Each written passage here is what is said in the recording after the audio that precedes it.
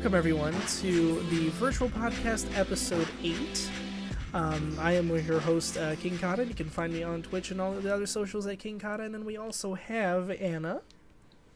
Hello, I'm Anna. You can find me on Twitch, Twitter, and Instagram at The Cuddly. And also... Mostly Twitch and Twitter, though. Oh. And we have your lovely Snow. I'm just here.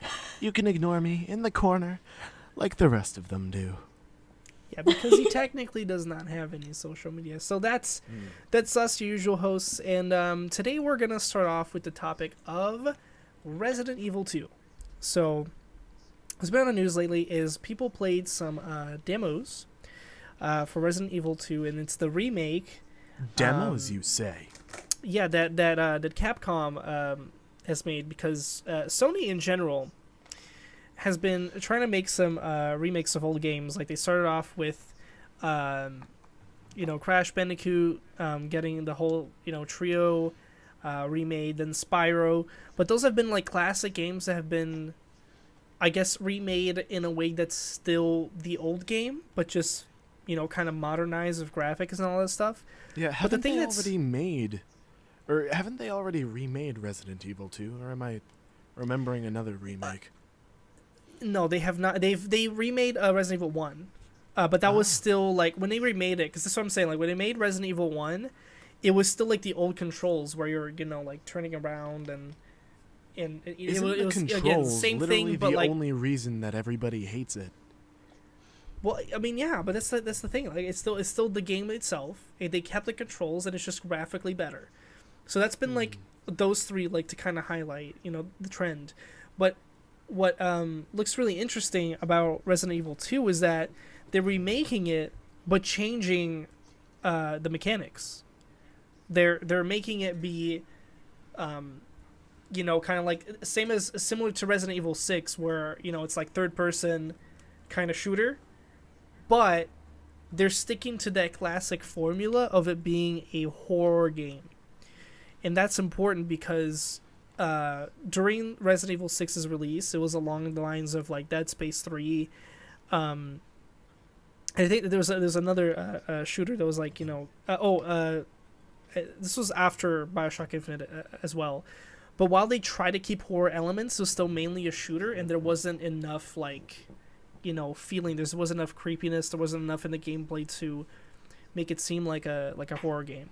So they were primarily shooters, and then now with this remake and bringing back, the modernized controls with the old graphics and trying to stick true to that, we're getting what I feel like, especially from the gameplay that we've seen so far at the start of the game. That's all that Capcom released and let people play, is that it is a true horror game, and it looks really nice, actually. Like there's one part, and it's not too many spoilers because it's right in the beginning of the game, but you're going to save a cop, and you're trying to help him out, and he just gets like his intestines. You just ruined the game for me. Why am I supposed to play it if I already know that we save a cop? You don't. I just told you that he gets his intestines like ripped out from the door. What? Oh, come on, Yikes. Kevin. Yeah, and then but that you're taken aback. Like I've played so many games. Well, now I won't be taken aback because I'll be playing it and thinking, "Oh, Kevin already told me this would happen." Jay, listen. This happens within the first 5 minutes. Calm down. Yes, in that 5 minutes will. And be I warned ruined. about minor spoilers. You're a host here. Shut up. All right. Here. Goodness. I'm so disappointed in you, Kevin. All right, so who gave you a podcast? Okay, so main point. Going back to the cop, right? So he gets like all that taken off, but you get taken aback because you're like, okay, this is really a horror game, because it is trying to like kind of hit you in that kind of feeling that it's gross, that it's dark. The movement, that it's still that really close third person perspective, I think is even better for the horror element, because it's not that like camera where you're already seeing the corner of the screen, like you have to turn around the corner. So I think it's pretty cool. Definitely not going off topic though here, Trevor, but I will mention you because you're trying to get me off of there. Sometimes chat is just against you. I don't understand. Maybe it's because you're trying to spoil the goddamn game. The goddamn game. I'm not big on spoilers. I keep telling you that, but fine. They just fine, try Jay. to enjoy their life, and here you are, ruining everything. For everybody. I Like you think do. he's just in a mood to attack me today. I'm just in a That's mood all. to attack anybody. All right. I'll attack First Solstice your episode 8. goddamn sickly attacking mother. Kevin edition. That's all this is. I will attack Aw. your sickly mother in the hospital. I'll be like, man, you smell awful. That's really mean. Sorry. I mean, you haven't met my Sorry mother, for but she's very nice. See, you know, the your mother insults have gotten so old, and they're. But they're just still want to- effective, aren't they? You were just like, oh god, that's so mean. You have a point, but also, stop. You have a point, but also stop. Okay. Story of my life. So now I want to open up to you guys, okay? Because I kind of shit. gave you the little rundown of Resident Evil 2 and what's happening. So what are your kind of thoughts on them bringing this control in? You know, what are Well, the pros and I cons? think and all that honestly, you need to adapt your controls for the times. I think that you need to focus on the future, not the past. And I think that they're simply trying to, if they did retain the old control system, then they'd be trying to provoke nostalgia for a system that was shit. So, It's very strong opinions on I the mean- old controls. yeah, well, the old controls were shit. I mean, I kind of feel the same. So Any that's reason that totally you fair. wouldn't feel the same would be because of nostalgia. Yeah, They're that's a objectively fair bad point. controls. What about you, Anna? I have the same thoughts. You need to adapt your controls. I mean, imagine attempting to play Breath of the Wild with the same controls as the very first Zelda that came out. Wow. Or like the it'd be- Nintendo 64 controller? Mm-hmm. Yeah. What I don't understand about Nintendo 64 controllers is that they were apparently designed exclusively for children from Chernobyl. You gotta have a third arm to play it right. Oh, I was actually like, where are you going with this? Like, was it actually like? Doesn't sound quite right, but okay, all right. Third arm, I get it. Took you a minute. No, so what I was gonna say about the controls, that it brings up a good point that I just kind of segue into for a little bit before we go back to Resident Evil 2, is that at Pax South, because this was just this recorded like during the ending of Pax South 2019, and during that time there was a very interesting panel that I saw that was on controller bending. So it's actually the art of playing games wrong. So it's taking absolutely anything that is a different controller and trying to make it work and play a game with that I controller. love that shit. Oh, I God. played Guild Wars 2 with a piano once. I'm not sure if I See, brought that you up. told on us that is about yeah, like I brought that up on the podcast. right before. up your alley, yes. So It first off, sounded credits. so bad. Okay, but first credit to A Twerking Yoshi, because he's the one that did the panel. So I'm kind of giving info from his whole presentation. But yeah, it's a lot of like cool things that you can do, because the primary reason why you do it is because it's a whole lot of fun and a different thing to do with games, because as we move forward with gaming in general, we're getting this, because everything is online, a huge spike of playing everything multiplayer, everything with friends, that it's all about that. And you kind of miss out on, like, older games for players that are just, single player, kind of like Breath of the Wild, that being kind of, what brought us back a little bit in 2018, that you're missing out on that like simple experience, and people that do really enjoy that over multiplayer, because there are plenty of them out there. I personally like doing both, but there's a lot of people that prefer single player. To get some replayability, a really fun way to do that is through controller bending. We haven't had a good some examples here multiplayer being game used, since Guild Wars 2. A Guitar Hero controller. Yeah, you can totally play, say like Mario Kart with a Guitar Hero controller, because then you have, your acceleration and all that stuff, like different controls, and you use like the little, I don't know what it's called. It's, Jay, help me out. What's the part of the guitar that you like play on? You gotta actually... What? Jay. Oh my god, if he went to pee, I will be mad. I'm sorry, what did you just ask me? He absolutely did! No, hold on. Like, Oh my I literally didn't hear I'm you. so done! What did you say? Of course it happened at a time where I'm trying to, like, get him into the conversation. So anyway, No. whatever it is that... No. Repeat what you... They play on the guitar. Yeah, you string together for your acceleration or deceleration, and it's shit. really funny. Oh. Oh, God. Oh, and Aqua also suggested not entirely using different controls, but having different people control it. So, like, playing Breath of the Wild with each person grabbing a Joy-Con. Shit. I mean, that just brings an extra element. That's more like... Oh, fuck. Is that working? Are we back? Yes. We had technical difficulties there. I was screaming your answer at you. Oh, okay. So you did not go to pee. All right, that's actually kind of better. Okay, on YouTube when this is posted, this is gonna be real weird because my Audacity was still recording. Oh, that's fine. That's fine. It'll be an extra great moment. No, so it won't, because I didn't even scream the answer. I was like, what did you say? Hold on, wait. No, I actually want to answer. What did you say? Okay, that's fine. So what is the thing on the guitar called? Which part? The part where you string together, like where you play. What? The part that you strum? Yes. Like the bridge? Is it the bridge?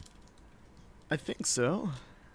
Listen, anyway, just because I that part. play guitar doesn't mean that I know what it looks like. Blindly playing guitar. Okay. Well, anyway. You just strum the strings, you know? You just fucking back to the Joy-Con actually thing. strum it. But hang on. So back to the Joy-Con thing.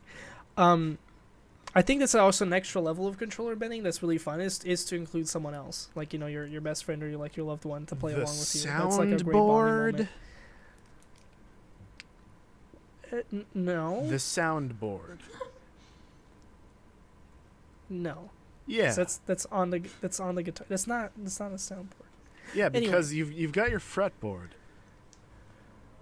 Oh, yeah. it's the fret. It's the not. fret. No, it's not. That's not It's where the you fret. strum. You strum on the the soundboard. fret.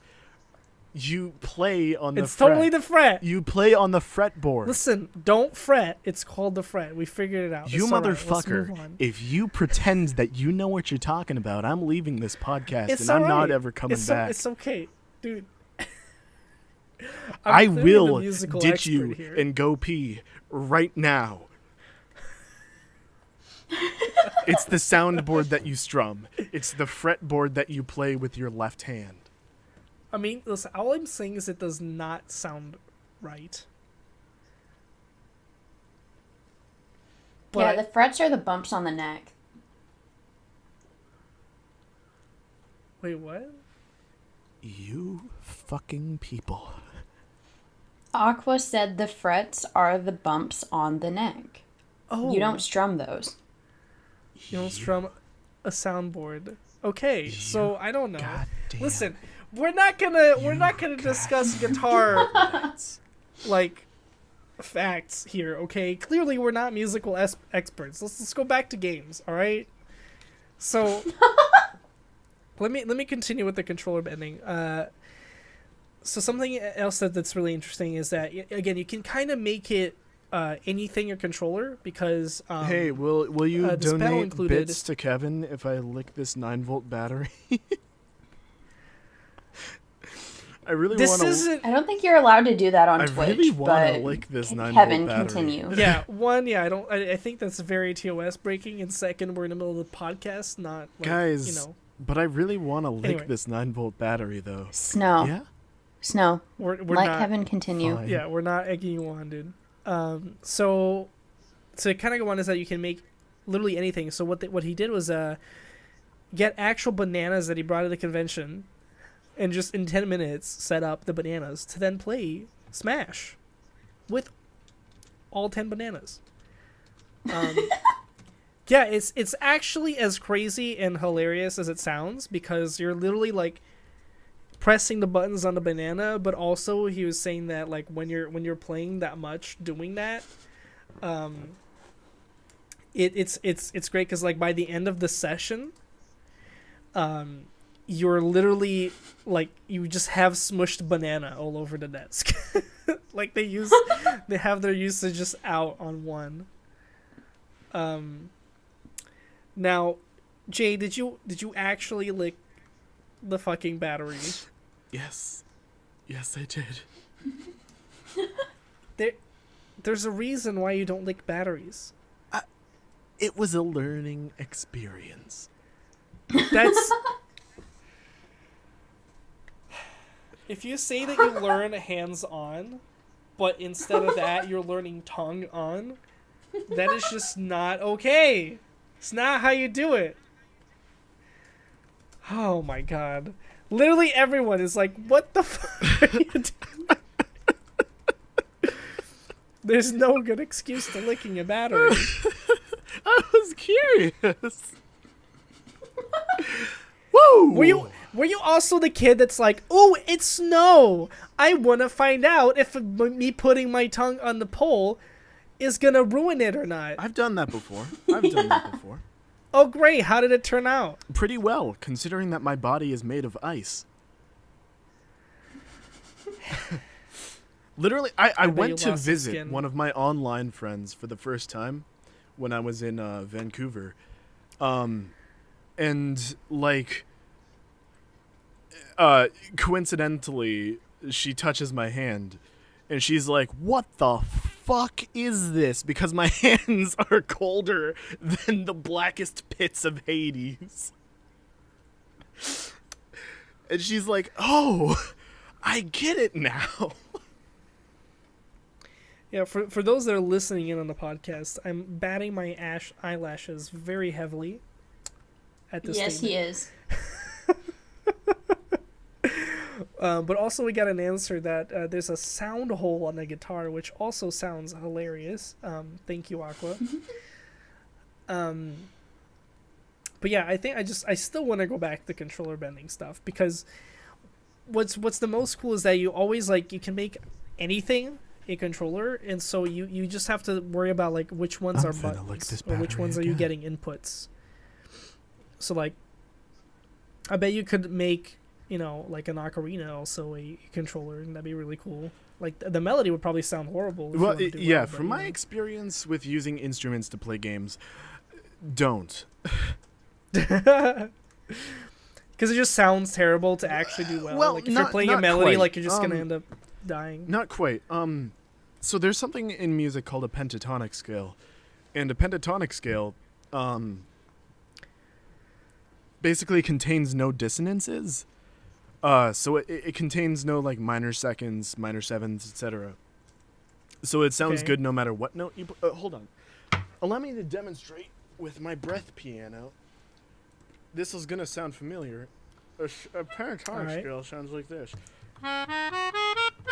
Oh shit. Amazing. So basically, anything you play in that scale is gonna sound good. Against itself. Okay. So as long as you only map input to like the black keys of a piano, it'll be good. It'll sound great. Except it'll have no rhythm. All right. Well, next stream, play Sick Fight against me with the piano. Okay, here's what I can do. I can map every button on my keyboard to produce an ear-piercing shriek, like ah, and so like when I'm playing a stick fight, it's like all tennis grunts. No, make them all tennis grunts.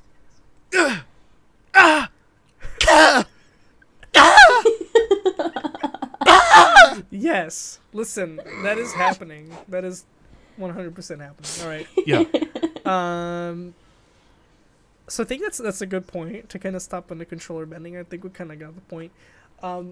Yes. So to go back to the Resident Evil, 2 and just like remakes in general, I'm actually looking forward to the future of remakes, because there are a lot of older games that can definitely be remade into like the modern world to just be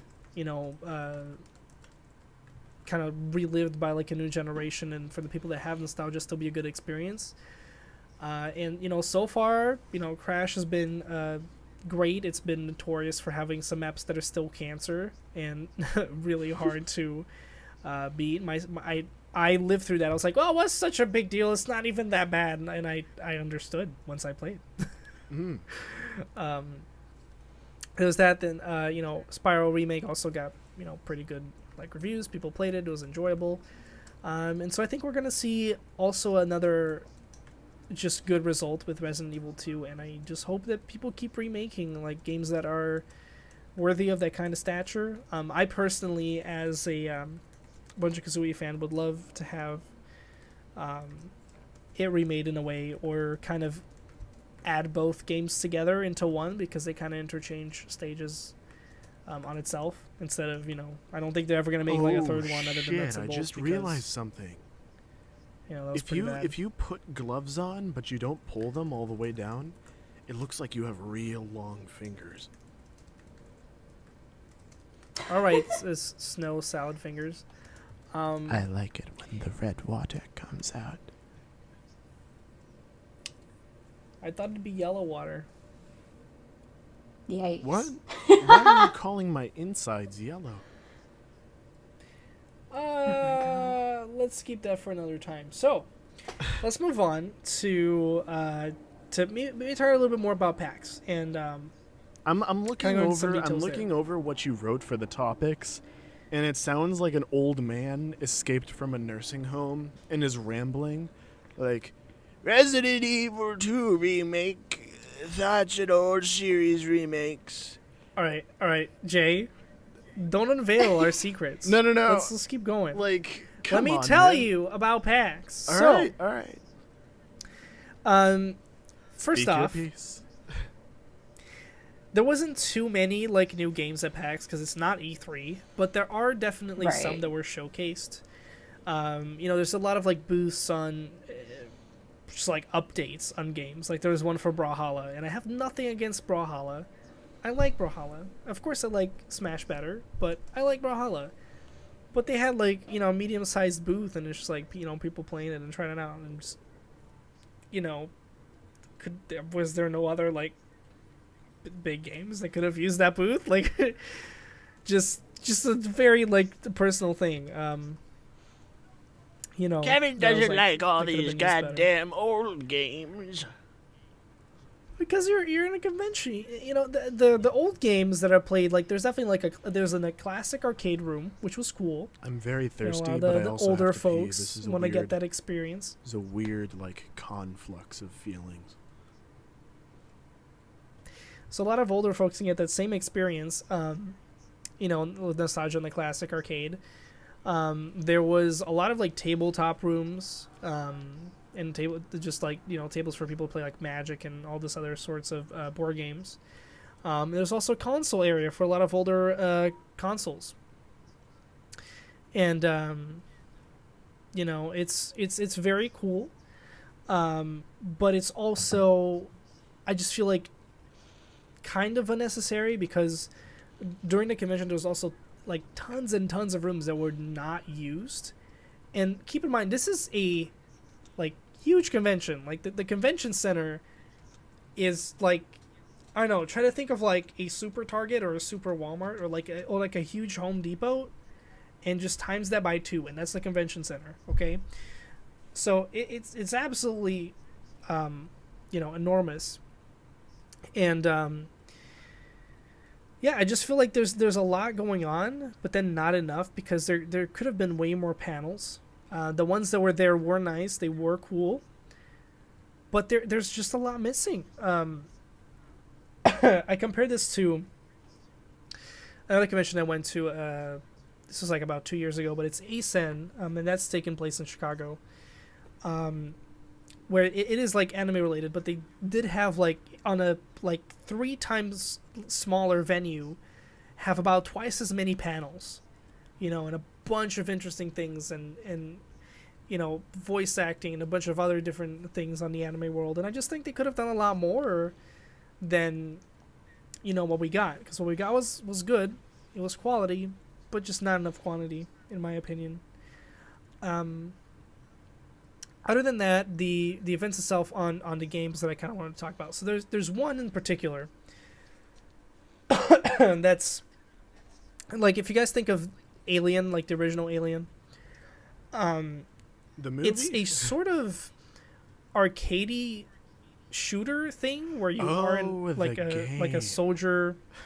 Yeah, you're kind of like a soldier that looks like an alien, but you're not an alien, I guess. I don't know, it's kind of hard to describe, but you have like 4 guns, like you have kinetic powers or something, and you have like 4 guns, really like fast paced. It plays similarly to Warframe in terms of like just that you're moving around a lot, like jumping, going across places, and just annihilating everything with like your 4 guns. And it's very, very pre-alpha. Like, it's basically like just, we got the mechanics down, and they kind of want to expand on that, but they were showcasing it. I don't remember the name, because I did just stop by for a little bit, and I thought it was interesting. But it's a very neat concept, and I think that's one of the games I should be like on the lookout for. Maybe like 2 years, I would guess, maybe, is just from what I was looking at on development time. On a releasing, because I'm a definite fan of fast-paced shooters, and something that's very fluid and new is kind of refreshing to the table, which is the same way why I was looking forward to Anthem. So that's one of the ones to keep a lookout for. There was also another party game. It had also, again, I'm really bad at names, so I'm sorry that I don't remember. Wait, hold on, whoa, Kevin, did something just like fly in front of your camera? Oh yeah, it's the whole background, dude. It's alive. Oh God! But anyway, it's actually alive. Oh, I thought it was a picture. Oh no, God! It's moving. Don't you see the flowers moving? Yeah, I see it now. Jesus, that scared me. Holy shit! I'm like, Kevin, you've got a moth in your room. Yeah, no, so for those of you that are listening in, when we're broadcasting this live on Twitch, which we always do it most of the time on Saturdays at 8 p.m. Central Standard Time, I do have a moving background, but Jay apparently didn't notice that. Jesus Christ. Which is great. But, so to kind of keep going forward, so it's a game that's a party game, and there's definitely mages in it, so it kind of looks like a Mario Party, but with only like the mini games, and it involves mages, and you're just kind of pitted against your friends, maybe I think local and online, I would guess, and it just looked really neat. It had a lot of like just fun mechanics, just playing against people. I don't have like much else to say about it other than like it looks like a fun party game that I'm also going to be on the lookout for, and perhaps give a proper review on that once it releases. And I think those were the 2 like big ones that I noticed for big games. Other than that, there was a big booth on I think it's called Days Gone. It's the new like upcoming zombie game, but it's that weird one where there's like huge hordes of zombies that are chasing you, and I think it's more of a survival game that has like a campaign. I don't know about multiplayer. It was a huge line to get any gameplay in, so I didn't stick around for that. But you could see some people playing it, and so it looks really interesting. I think it's still in the same spot where a lot of people are skeptical. Like, it could go really well. It could be a very well thought out zombie survival game to actually like be like something refreshing that we haven't seen before. But it might also be a complete flop. You know, it'll kind of depend on its own and how it's going to do on release. But I think it's still kind of cool to see it, and I hope it does well, because I personally think we need something to get us out of the battle royale era. And I talked to some other people at the PAX event as well, and most definitely agree. Like, we need to move on from Fortnite, move on from the other battle royales and into like another genre. Because like I stated way before, I just don't think battle royales are that like good for your learning. You know, a lot of people, when they play video games at an early age, like as a kid, learn a lot of valuable skills. I mean, they're fun games to play, but the industry is becoming so oversaturated with them, and I'd like to see something new, because every time a new game comes out, if it's not a full-on Battle Royale game, it has a Battle Royale mode in it, and every single company is just jumping on the trend, and it's not going to last. Hey, listen. Battle Royale is Jesus coming back to Earth in mortal form. I completely disagree, but Battle Royale is the superior game mode. Whoa, I just got like also. crazy deja vu. Whoa, I feel like I've done this exact same thing before. Yeah, it's like we're on the 8th episode. No. I get this feeling like I did the exact same thing with fucking Smash Bros. Brawl. That is a weird connection there. Battle Royale is the best thing to happen to the video game industry. No. You can't even keep a straight face. Okay, because like technically, it's sort of good in a way that it is another genre to move us forward from something else.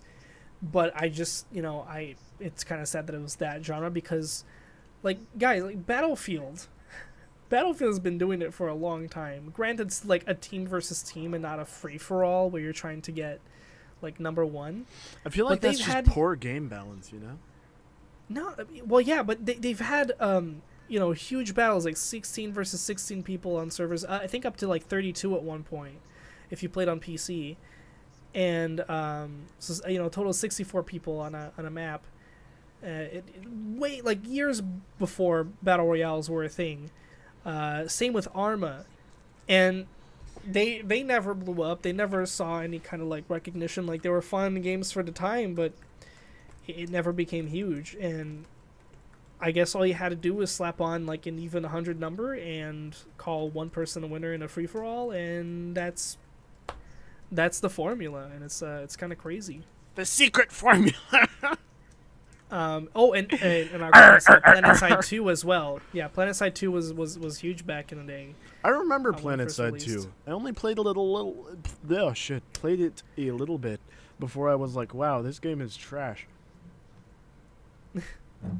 I mean, again, it's trying out a lot of like, newer concepts at the time, where like I personally it was just badly optimized and I couldn't play it, but it's still like enough people played it that it was definitely like a thing.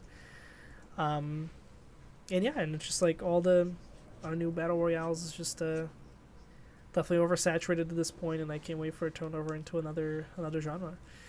So yeah, I'm just hoping that with the success of Smash and like other things, it might hopefully steer people in another direction. Let's see what else I have. Oh shit! I can play Agario right now.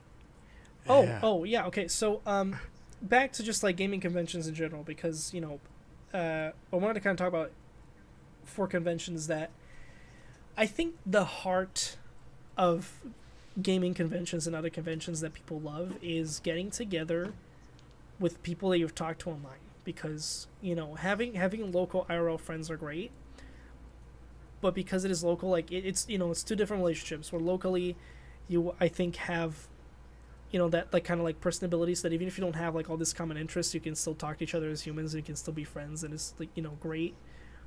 But on the same terms, like when you find people online, you can like very specifically find a set group of people that like almost the same shit that you do, right? Yeah. So having the internet is a fantastic social resource. Yes, yeah, it's very very plentiful. You can find good and bad, but you can definitely find very similar interests on people there, and so for those online relationships, getting someone together, especially a little bit after those college days where people actually have money and can take the time to go to conventions, is what I feel like the kind of the essence of it, because then you get together with people that you talk to all the time, but now you get to be like in person and enjoy all the same things you already enjoy. All the different gaming. That's what all the tables at PAX were for, is for all those people that are groups to be like, yeah, we've maybe like played Magic online for like 3 years, and now we're at this convention where we can play it in person, instead of like just like the local area where you see people that only like Magic. Nice. Instead of like your other interests. So it's, yeah, so I think it's a very cool thing. I think it's a very great, heart of what conventions are for, and they do cater to that, which is nice. But I definitely think with that, they can also improve in having a lot of variety. Because like I was saying, like my biggest criticism from PAX was that it was such a huge venue with not enough things going on. Because at that point, just make it a smaller venue. Like, I feel like there's so many spaces, so many unused hallways. Like, you've seen people just kind of like be sitting down at a corner like all the time, just kind of alone, like playing on their phone, like waiting for people or whatever, instead of like kind of being together. Like, it's not room for also strangers to talk. Yeah. And now, granted, gamers are usually not very extroverted. I accept that. But even with my other conventions where it was a little bit more tightly packed, like you'd run by someone or they're looking at the same thing and you could like kind of be like, oh, hey, what's up? Whereas with somebody that has a lot more room, you have a lot more distance. So it's much harder to just kind of walk up to somebody and be like, oh, hey, except if they're cosplayed. But, cosplay kind of stays the same in whatever convention. Yeah.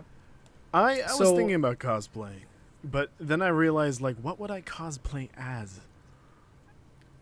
I don't have any alliance to any particular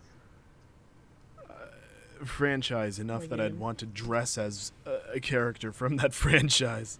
Yeah, I mean it's definitely like a different, world. It's a whole hobby to kind of go along with gaming that you can do. Yeah. And that sets its own very active world. Like I personally also, when it comes to cosplay, like I've never done anything myself. I want to do one. I have in mind, but it's I want to do it like to perfection, like those people that are like, what do you want to do, Kevin? If you could do to perfection, what would it be? It'd be Jin. From that'd be cool. That'd be cool as hell. I don't know, maybe I'd go as like Solid Snake or something. That'd be fun. I could see you doing that. Could you? So you're annoying people. Literally just go with the box and like annoy people by creeping up behind them and being like, hey. Oh my god.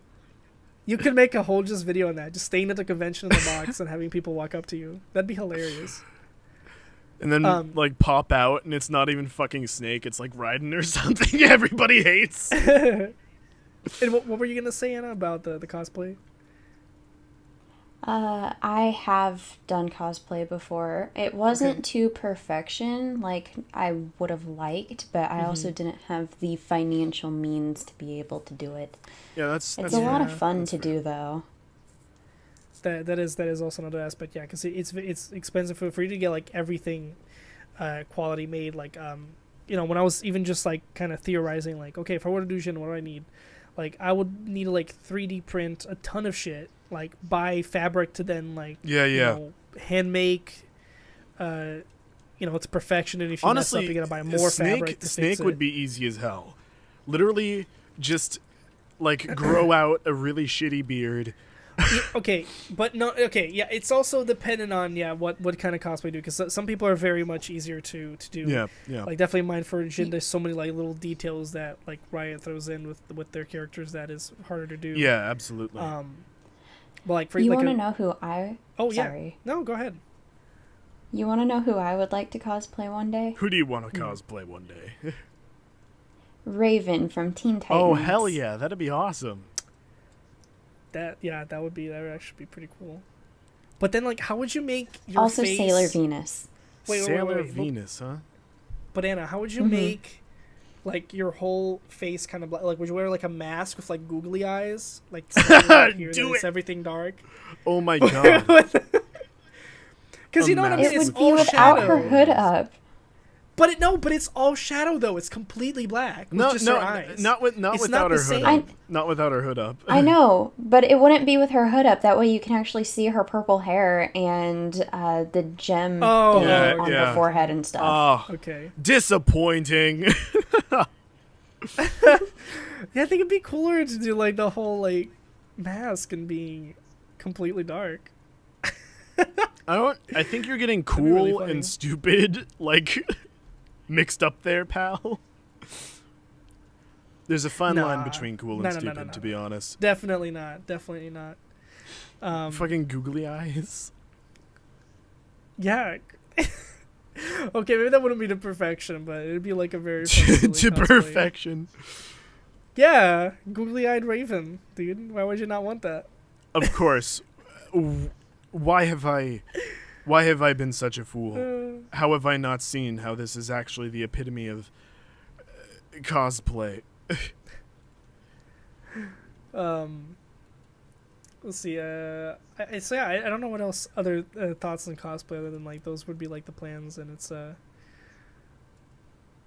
it's kind of a really cool essence on itself.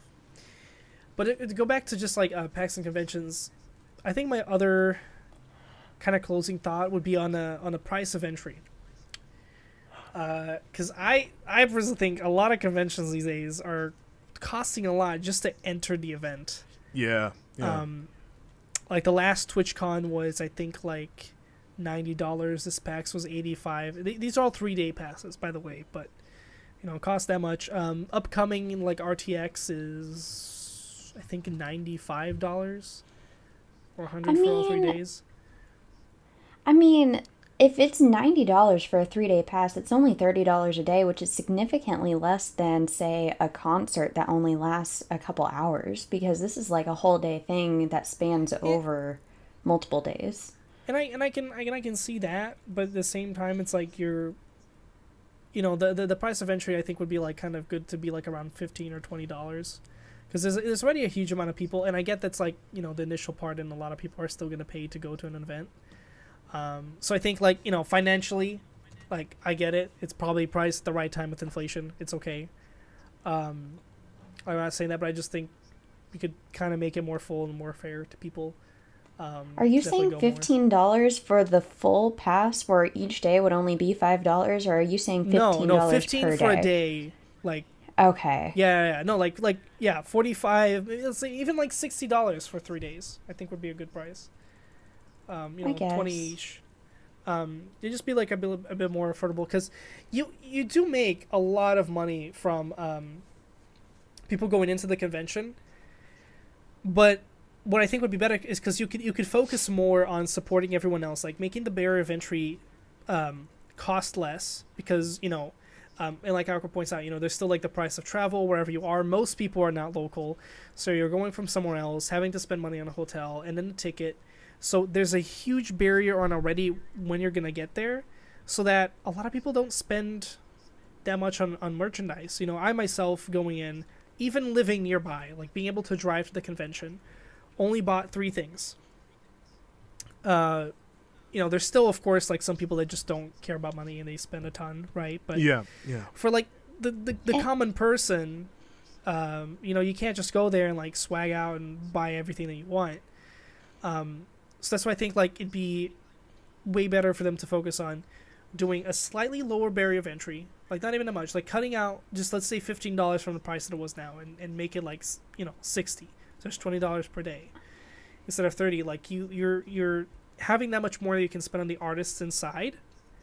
And I think it's a very like nice thing, and it'd be better for like not only the artists, it'd be better for the consumers. And they could invite like more people and more like talented artists and other booths and other people that do participate in the gaming world and are selling merchandise to get in there and just again like have a more even distribution. And I understand that, but you also got to look at it from the business's point of view. Like host, they need to break even for the venue, break even for all the booth setup, everything that they have available for the guests, and turn at least a little bit of a profit, which is probably why the tickets for entry are so much, so that they can at least break even and still get that little bit of a profit. Yeah, I can definitely see that. Like I was saying, like from the beginning is like I could definitely see the point of why they're costed this much, but that was just personally what I would hope would happen, And I understand that, but yeah. If I was saying like if he goes to an event, I could easily blow $800, and yeah, that's definitely possible, and that's what I didn't want to do. Like I want conventions again, like because the heart of it is meeting with people. I want it to be a lower barrier because I think that's the most important part, is getting together with friends and not having to spend that much to like spend that time together. And then if you want all that extra cool stuff is like extra. So like I spent on parking and the ticket and bought a few things. I think I spent a total of $300 because I'm local. That's pretty good. But let's say everyone else, like if you're going from anywhere else, just with the hotel and like plane or whatever you're driving, would be around $800 to an event. So it's definitely a big deal.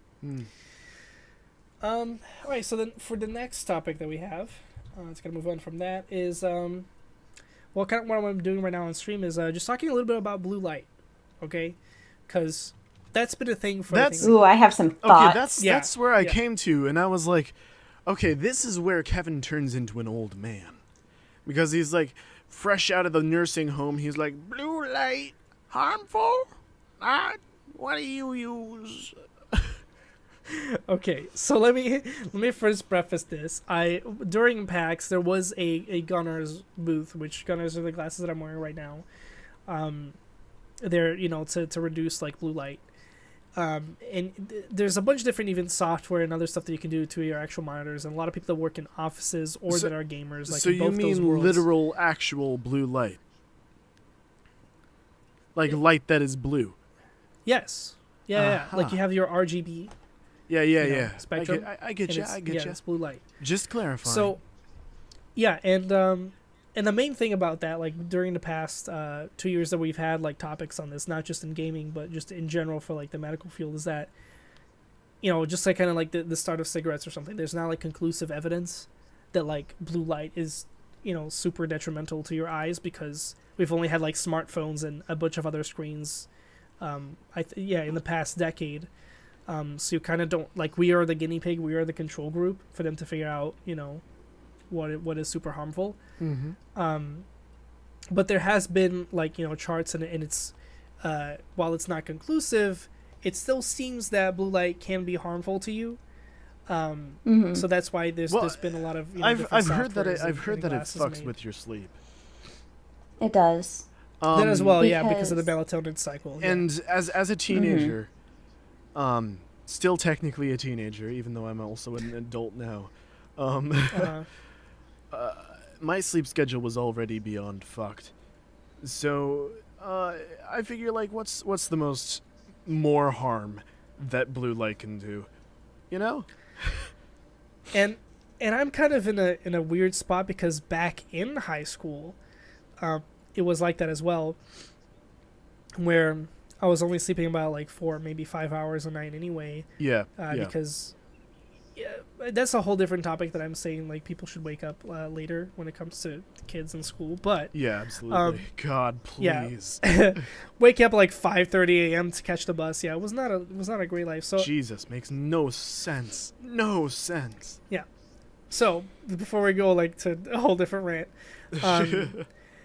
yeah, I would get like almost no sleep at night, and what I would do as the night routine is, watch YouTube videos and other stuff, and I mean, I'd fall asleep eventually, and then later in life, this was way past like in college when I was working well, basically before I was living with my boyfriend now. What I was going to sleep with was still watching a YouTube video, but not watching. I was listening, kind of like if I were listening to a podcast, but I was just listening to someone play video games. And that was very helpful, but I wasn't looking at the screen, and I was able to sleep better.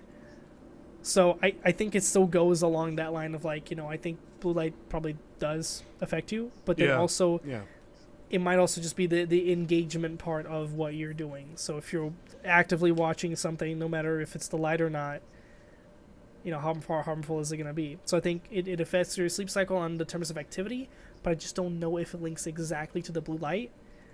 But as someone who, in my entire family, like everyone actually wears glasses, like they have blurry vision. I'm the only one with still like perfect eyesight. You're wearing glasses right now, god damn it. And I get there for the blue light. I can see perfectly without them, okay, dude? Sure. I'm gonna start a Kevin is blind gate. I mean, we already need that emote, dude. We're gonna call it blind gate. And it's going to be about streamers that are actually blind. It's going to be like every other pointless fucking political scandal. There's been a guy on YouTube that is blind that was doing YouTube videos for a while, but he had people help him. Like, I don't think you can also stream blind and like not have, No, you someone can't. else You helping you in can't. the show. No. You're just not being imaginative enough. Oh, okay. All right. How would you run it? Okay, so I'd have a series of buttons in my basement, all of them hooked to different things, and all of them beeping at different intervals, like beep, beep, beep, beep, and like beep, beep, beep, beep, and all at different pitches, too, so I can tell the difference between them. So, like, beep, beep, beep, beep, Okay. Okay, and so, like, start stream is on a button like boop, boop, boop, boop, and, like, start recording is on a button that's like boop, boop, boop, and then in the video game, I'd have to mod it. So, like, it'd be like streaming Minecraft, but, like, every square, I, like, actually have it set up for, like, surround sound echolocation. So that I can actually tell, like, what blocks are in front of me by, like, a series of clicks emitted from my character in first-person mode, right? So there'd still be a visual aspect. But also, I'm blind. I think it's a very great. And all my stream viewers would have to deal with my shit when it was like, and only I could tell what's going on. So again, I think it's another fantastic potential Kickstarter idea from our usual past podcasts. Yes. If you want to start that, good luck. What do you mean, good luck? I don't need luck. I'm sure you're an expert. This is the best idea I've ever had. This is better than the kinky sushi flails. Yeah, what are your thoughts on blue lights? You said you had some. I have some thoughts. I have glasses for it. But the difference is, unlike you, I am blind, and I should be wearing my glasses with the blue light filter on them, but I don't. I'm neither blind nor seeing. But I'm like borderline blind, so that I could wear glasses, but I choose not to. Or do I? I don't wear my glasses I do because I choose feel to like wear I glasses. look dumb with them. You'll never know. Oh my god. Ooh, I don't. Mystery. Oh. What does Snow look like? Oh.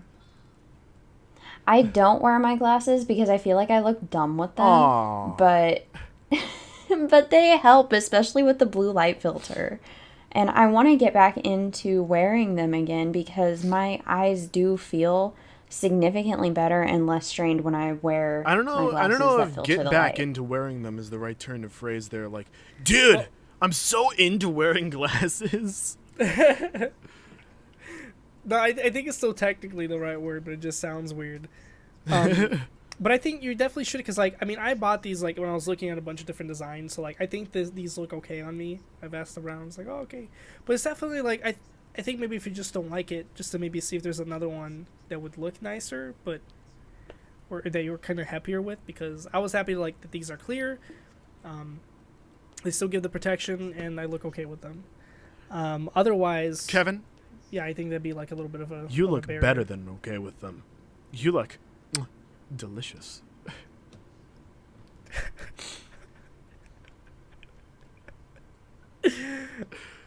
Thanks. Just let that awkward silence steep in. Yeah, that's very good for everyone listening, of course. Oh boy, like Jay, you know, I'm like basically married, right? It's okay. It I'm is. just Okay. saying that you It's look- okay. I'm just saying that you look delicious. Like, it's okay. I'll be a side hoe. Nobody has to know. What the fuck?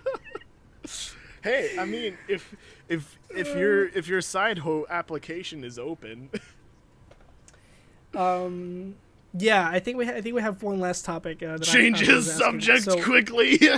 Yeah, no, definitely, because we have about 5 minutes left of the podcast. Maybe a Oh little bit shit! longer Really, than we time usually sure do. flies when you're having fun on the virtual Solstice podcast. Yeah.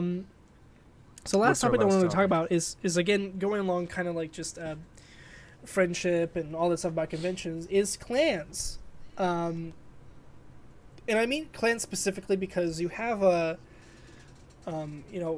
groups of gamers kind of together in many different areas. So you have guilds, you have just a friend group, you have clans, you have squads. People do like more military games. Yeah, and Invite not the like oh my god squad. I mean like squads. Invite the squad. I'm sorry. Um, I have this inside joke. I made a guild on Guild Wars called Ah! That was You the name of the actually- guild. And I got like a shitload of people in that guild. Like I got 200 people in the first day. I guess it technically counts as another one of my cults. Anyway, I would say so. anyways, I got like a fuckload of people to join. Ah! And we went around in maps and screamed a ton. And I used to run like big map events, and I would like tell everybody to join the Discord, and I would like assault them when they joined the Discord by saying, "Get in the squad! Invite the squad!" And everybody's like, "Is our guild leader okay?" No, he's not. Yeah. Aqua saying highly doubt that 200 people rallied behind you in less than 24 hours. I No. would, except you just haven't seen his history with cults. Like Yeah, this man does not do a lot of things right, but cult is definitely. excuse one of them. me, I do many things right.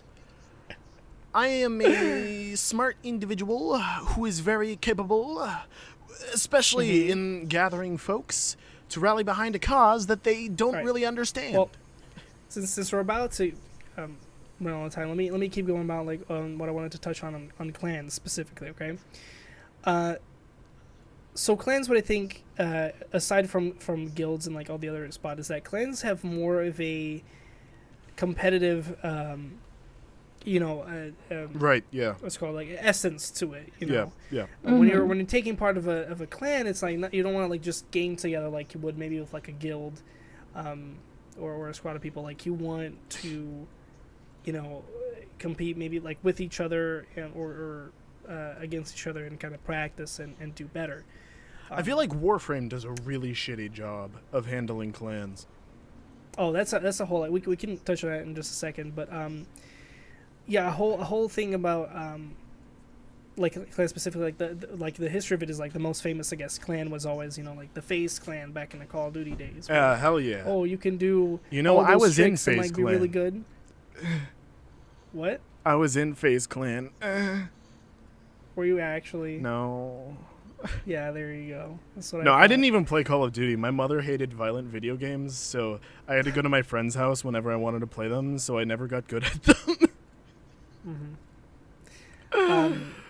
But yeah, so I think what I like about clans in general, I guess, would be like if you try to find one. What I think is kind of detrimental. What I think is hard is that a lot of them, just like maybe somewhat on like more military-ish games, kind of the barrier of entry is that it takes itself too seriously.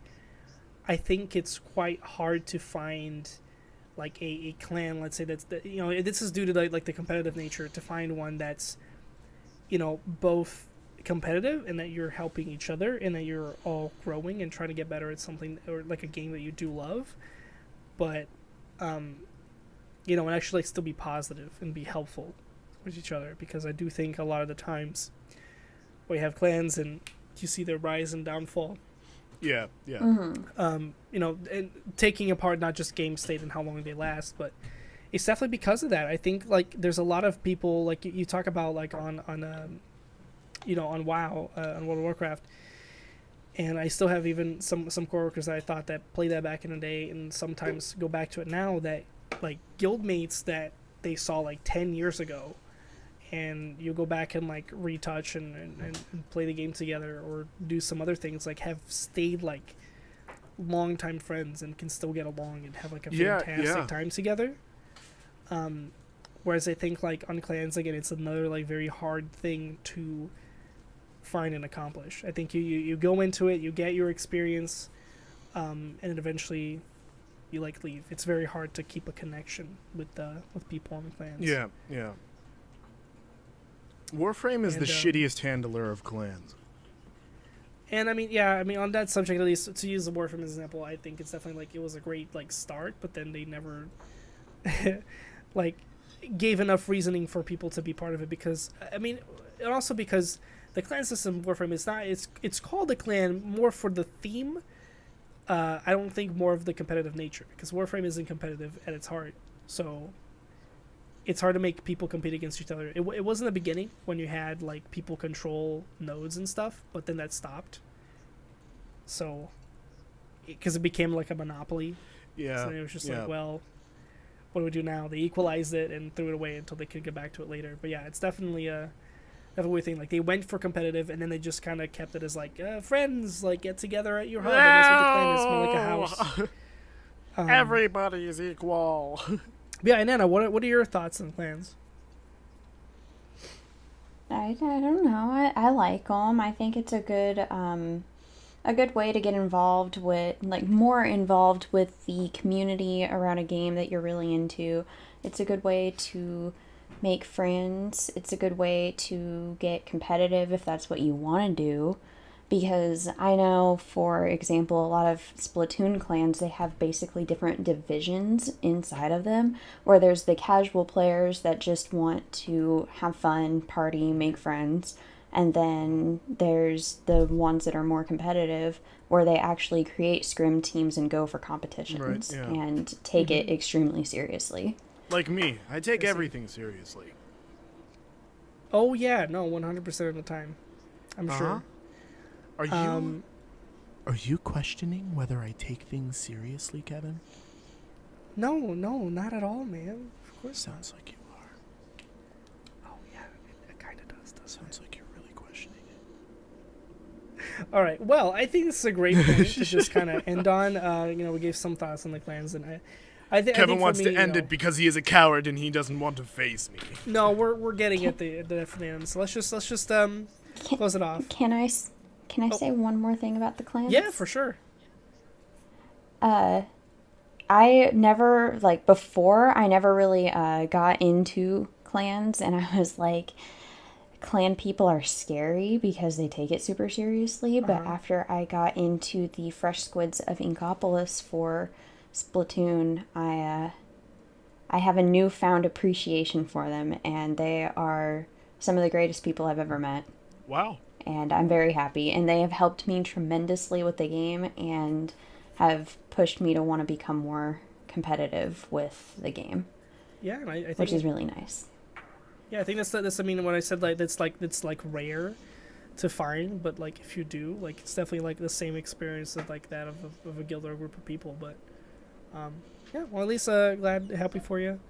Let's just close it off here. So this was Virtual Solstice episode 8. Thank you everyone for joining us. I've been your host, King Khada, and you can find me everywhere under that username. Also had Anna. Hi, I'm Anna, also known as the Cuddly on Twitch, Twitter, and Instagram, but mostly Twitch and Twitter. And Snow. Also, of course, hello, our undear friend. Snow. Oh, undear. Huh? Okay, ladies and gentlemen, I don't usually make social media announcements, but I think just to prove Aqua wrong, I'm going to start making a cult sometime soon. So keep on the lookout for that in the future. You may join if you want to. Yeah. Usually my cults are free of any sort of taxes or tariffs or those right. alms that you pay, but it'll happen soon, and we're going to make Aqua pay. Aqua Pay Cult, hashtag 2019 Aqua Pay Cult. Okay. All right, there's that. You can find that somewhere, I guess. I don't know. It'll happen soon. We shall see you all on the next episode. Thank you again. Asta, love you, Bye-bye. babes.